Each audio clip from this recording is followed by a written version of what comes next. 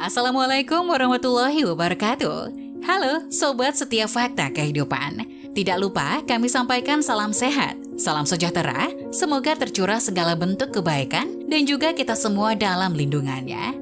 Seperti biasa, kita akan berbagi kisah dari yang unik, menarik, sampai bikin nangis. Mari kita simak kisahnya.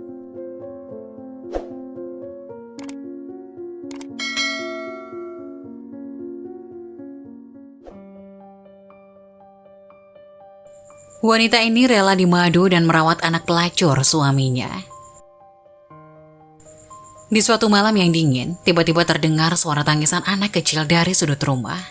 Tangisan anak itu memenuhi seluruh ruangan, hingga membuat semua orang yang berada di rumah itu berkumpul. Tapi tak satu pun berani mendekatinya. Di sudut yang lain ada seorang perempuan yang menangis pilu, memendangi si anak perempuan yang menangis. Meski tangisan si perempuan tak bersuara, tapi cukup untuk mengisyaratkan betapa hatinya hancur malam itu. Wanita itu bernama Aisyah atau yang kerap disapa Ais. Dirinya tertunduk lesu sambil menatap nanar anak perempuan yang menangis tak jauh dari pandangannya. Lidahnya keluh, tangannya tak bisa bergerak seolah tak percaya bahwa hal memilukan ini akan terjadi pada dirinya. Seluruh anggota keluarga itu bertanya-tanya kenapa dengan Ais. Siapa anak perempuan yang menangis itu? Kenapa dibawa pulang? Begitulah selentingan pertanyaan demi pertanyaan dari anggota keluarga. Hingga Husna, salah satu kakak Ais mendekati Ais dengan memberikan segelas air putih untuk diminum sang adik. Ais yang masih sesenggukan pun menurut dan meminum air itu. Bismillah dek, kata Husna.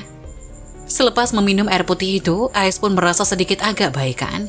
Meski nafasnya masih tersengal dan sulit untuk berkata, tapi Ais sudah bisa mengontrol tubuhnya. Perlahan ia menoleh ke seluruh anggota keluarganya yang memandanginya dengan raut wajah bingung. Ekspresi mereka sangat berbeda dengan saat 2 tahun yang lalu di pesta pertunangan Ais yang penuh dengan kebahagiaan. Ais pun tiba-tiba teringat dengan masa lalunya. Tepat 2 tahun sebelumnya di tanggal yang sama adalah hari yang paling membahagiakan bagi Ais. Hari itu hatinya berbunga-bunga hingga membuatnya selalu tersenyum sampai giginya kering. Seluruh anggota keluarga itu menatap Ais dengan wajah yang ikut bahagia. Mereka tersenyum simpul melihat kebahagiaan si bungsu di keluarga itu. Bagaimana tidak, hari itu adalah hari yang membahagiakan untuk Aisyah. Karena hari itu adalah hari lamaran Aisyah dengan Farid, kekasih hatinya. Pacaran 3 tahun dirasa cukup bagi Aisyah, hingga ketika Farid kekasihnya mengajaknya untuk satu langkah maju ke depan, Ais begitu disapa Aisyah, ia langsung menyetujuinya. Semua orang sibuk berlalu lalang mempersiapkan tempat, mendekor ruangan dan menyiapkan makanan. Sedangkan Ais di kamar bersama teman-temannya bercanda ria sambil merias Ais untuk menyambut calon tunangannya. Ais adalah gadis yang cantik, ramah dan baik hati. Maka tak heran jika banyak teman-teman Ais yang datang di hari lamarannya itu untuk berbagi kebahagiaan. Farid adalah teman SMA Ais. Cinta mereka tumbuh di akhir semester kelas 3 sampai sekarang dalam kurun waktu 3 tahunan. Kedua orang tua mereka juga mengenal baik satu sama lain sehingga kisah cinta mereka berjalan mulus-mulus saja. Hingga akhirnya keluarga dari Farid datang ke rumah Ais. Acara pun berlangsung meriah dan hikmat. Kebahagiaan nampak di raut wajah Farid dan juga Ais. Mereka saling melempar senyuman dan melempar pandangan. Teman-temannya pun ikut bahagia atas persatuan tali cinta itu. Hari berganti, Ais dan Farid harus berpisah sementara untuk urusan pekerjaan. Farid dengan terpaksa harus merantau untuk bekerja dan mencari modal untuk menikahi Ais. Dan dengan berat hati, Ais harus melepas kepergian Farid di terminal. Air mata mengalir deras di wajah Ais. Tangannya memeluk erat Farid seakan tak ingin melepaskannya pergi. Tapi pada saat waktunya tiba, Farid akhirnya melepas pelukan Ais dan pergi masuk ke dalam bis. Karena sudah tiba saatnya bagi bis itu untuk berangkat. Dengan langkah berat, Farid meninggalkan Ais yang menangis sambil memandanginya nanar. Kembali dan nikahi aku mas, kata Ais kepada Farid.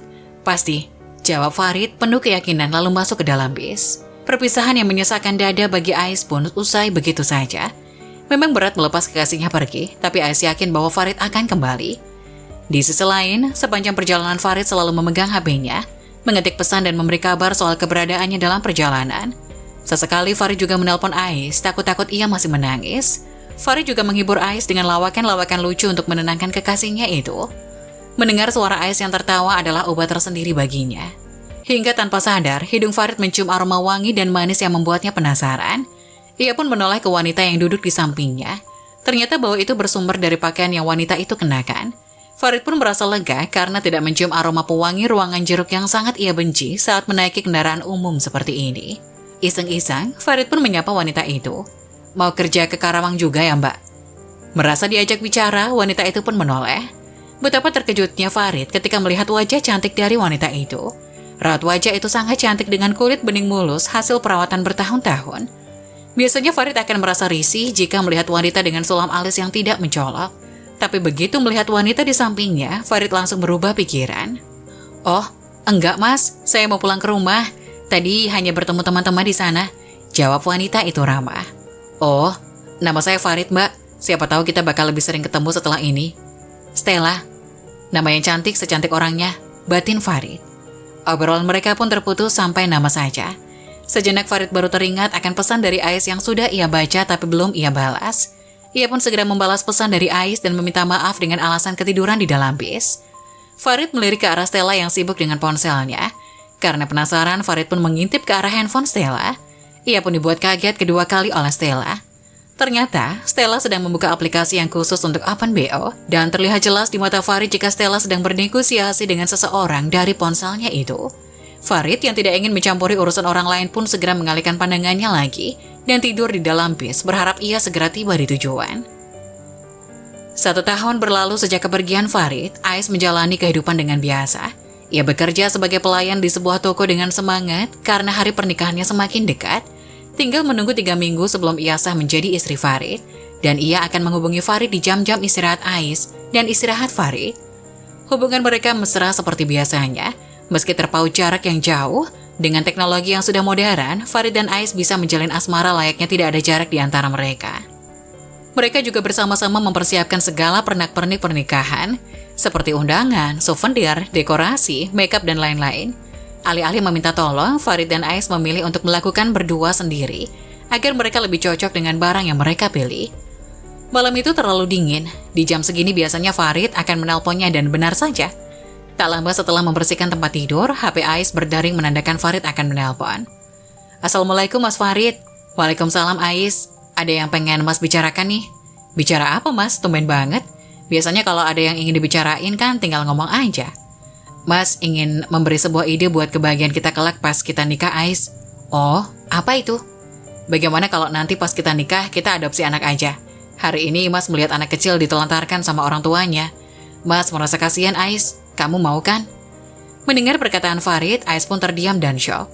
Ia tidak pernah menyangka jika Farid akan bertindak dan berpikir demikian. Ais merasa Farid tidak menginginkan anak dari rahimnya. Mas, kalau itu kita bicarain nanti aja ya. Ais udah lelah habis kerja seharian Mas. Ais tidur dulu ya. Assalamualaikum. Ais pun langsung menutup teleponnya dengan perasaan yang campur aduk. Ia bingung harus bertindak bagaimana. Setelah merebahkan diri di kasur, pikiran Ais malah makin menjadi. Ia tidak bisa tidur dan overthinking malam itu. Pagi harinya, setelah melaksanakan sholat subuh, Ais bercerita kepada Husna kakaknya soal Farid yang berencana untuk mengadopsi seorang anak. Sebenarnya kakaknya sudah mulai curiga dengan apa yang diceritakan oleh Ais, tapi ia tidak ingin adiknya menjadi terpuruk ketika ia mengatakan hal-hal yang membuat hati adiknya itu sakit. Mana bisa ia menyakiti hati adik tercintanya hanya dengan pikiran-pikiran negatifnya.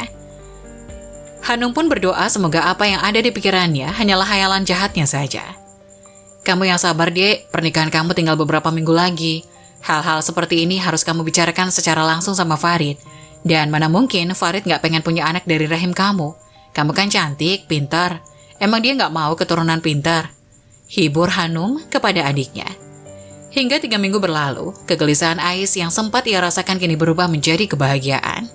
Ia menganggap bahwa pikirannya di waktu itu adalah cobaan bagi pengantin yang ingin melaksanakan pernikahan. Hingga kini, Farid sudah berada di sampingnya, berjabat tangan dengan penghulu, menyebut namanya dengan lantang dan mengucapkan kalimat ijab kabul. Saat terima nikahnya, Aisyah binti Supriyadi dengan seperangkat alat sholat dibayar tunai. Begitu kata sah bergema, Ais menumpahkan air matanya. Tercapai sudah keinginannya untuk menyandang status istri dari Farid kekasih hatinya. Senyumnya mengembang, tatkala Farid memandangnya dan mencium keningnya. Ia sangat bahagia, rasanya seperti mimpi saja. Hingga beberapa hari kemudian, Farid kembali ke rumah dengan membawa seorang anak perempuan berusia 2 tahun yang cantik jelita. Anak itu sangat menggemaskan hingga membuat siapa saja ingin mencium dan mencubit pipinya. Ais merasa tidak masalah jika Farid menginginkan untuk mengadopsi anak. Hitung-hitung ia belajar mengurus anak dan menikmati masa-masa pacaran setelah menikah dengan Farid yang tertunda dulu. Hingga anak perempuan itu pun menangis kencang, lebih kencang dari biasanya. Membuat Ais sadar dari lamunannya. Ia pun memandang ke arah anak perempuan itu dengan bingung, lalu menoleh lagi ke arah Hanum yang memberinya air putih. Begitu melihat Hanum, tangisnya kembali pecah. Ia segera memeluk kakak kesayangannya dengan erat. Ia tak tahu harus bagaimana dan harus bersikap seperti apa. "Tenang, Dek, tenang. Ada apa sebenarnya?" Setelah puas menumpahkan air matanya, Ais pun dengan tegar berusaha untuk menceritakan cerita fakta yang ia ketahui dari anak perempuan itu. Ternyata, anak itu adalah anak kandung Farid dengan perempuan lain. Ibu dari anak itu tidak ingin merawat bayi karena pekerjaannya sebagai wanita malam yang mengharuskan dirinya bekerja di malam hari dan kelelahan di pagi harinya. Hingga wanita itu menyuruh Farid untuk merawatnya bersama Ais. Iya, ibu dari anak perempuan itu adalah Stella, wanita yang ditemui Farid ketika di bis. Dan ternyata diam-diam setelah mengetahui Stella bermain aplikasi untuk jual diri, Farid juga mendownload aplikasi serupa dan sering memesan jasa Stella dikala dirinya sedang senggang. Hingga akhirnya Stella hamil anak Farid, tapi Farid menolak menikahi Stella karena Farid sudah berjanji akan menikahi Ais. Farid juga tidak bisa melupakan Stella yang sudah senantiasa menemani rasa kesepiannya. Hingga lahirlah anak yang berada di depan Ais yang sudah Ais rawat dan anggap seperti anaknya sendiri. Begitu mengetahui kejadian itu, Ais berteriak histeris sehingga membuat anak perempuan itu takut dan ikut menangis lebih kencang. Ais kebingungan harus bagaimana menghadapi kenyataan pahit itu, sedangkan Farid baru saja kembali bekerja ke tanah rantau, yang artinya Farid akan bertemu lagi dengan Stella. Mendengar penjelasan dari Ais, semua anggota keluarganya pun marah. Mereka tak terima atas pengkhianatan yang dilakukan Farid terhadap anak kesayangan mereka. Dengan geram, orang tuanya menelpon orang tua Farid dan memberitahu kejadian itu. Farid pun ditelepon untuk segera pulang kepada istrinya untuk menyelesaikan masalah ini. Ais sadar jika ini bukan salah anak perempuan itu. Ia tidak tahu apa-apa tentang dosa apa yang diperbuat oleh kedua orang tuanya. Ia malah takut kalau anak perempuan itu disalahkan oleh orang-orang yang menudingnya dengan kata-kata yang tidak pantas. Hingga Ais akhirnya memutuskan untuk tetap merawat anak Farid dengan satu syarat. Tidak ada bagi Farid untuk merantau lagi dan bertemu dengan Stella. Farid harus memutus hubungan dengan Stella 100% dan bekerja di kampungnya bersama Ais. Ais dengan ikhlas menerima pengkhianatan yang dilakukan Farid dan memberinya kesempatan kedua untuk memperbaiki diri sekaligus mempertanggungjawabkan perbuatannya kepada dirinya dan keluarganya. Nah, bagaimana menurut kalian? Jangan lupa tulis pendapat kalian di kolom komentar ya. Wassalamualaikum warahmatullahi wabarakatuh.